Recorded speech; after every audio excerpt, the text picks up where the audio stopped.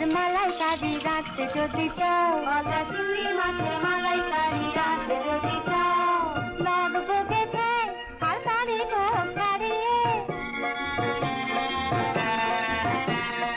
লাগবো গেছে আর তারি হোক ছাড়িয়ে, গনগনে আঁচেতে আগে সেদ্ধ করে না।